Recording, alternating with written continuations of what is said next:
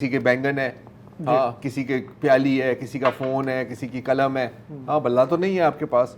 तो किसको क्या पता लगता है कि भाई जो पीटीआई बैक्ड सपोर्टर है, अगर हम उसको इंसाफ पसंद कहें, चले आसानी के लिए, राइट, नहीं अब मतलब आसानी के लिए कह रहा हूँ ना, अभी तो पूरा जुमला बोलना पड़ता है। इंसाफ पसंद उम्मीदवार कौन है, तो एक वो आपको पता है वेबसाइट बनी पीटीआई कैंडिडेट के नाम से शायद, उसके बाद एक फेक वेबसाइट बनी पीटीआई कैंडिडेट्स के नाम एस से, लगा दिया या एस हटा दिया, और देखने में वैसे ही देखने में तकरीबन वो है। अच्छा, उसमें आप डालेंगे तो आपको गलत इन्फॉर्मेशन मिलेगी।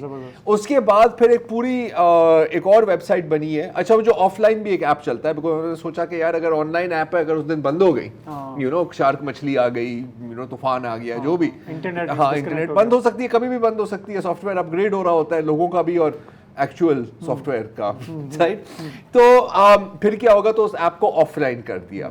एक और जो बड़ी एक इंटरेस्टिंग काम किया है कि अब इस वेबसाइट को गिटहब पर अपलोड किया। अच्छा, गिटहब एक सर्विस है, और मतलब आसान अल्फाज में ये वो सॉफ्टवेयर प्रोवाइड करती है जिस पर ज़्यादातर पाकिस्तान की जो छोटी लोकल बिजनेसेस, छोटी या बड़ी बिजनेसेस और सॉफ्टवेयर कंपनीज ऑपरेट करती हैं। तो अगर आपने गिटहब को बिठा दिया, मतलब कि आपने तकरीबन पाकिस्तान के सॉफ्टवेयर सेक्टर को बिठा दिया है।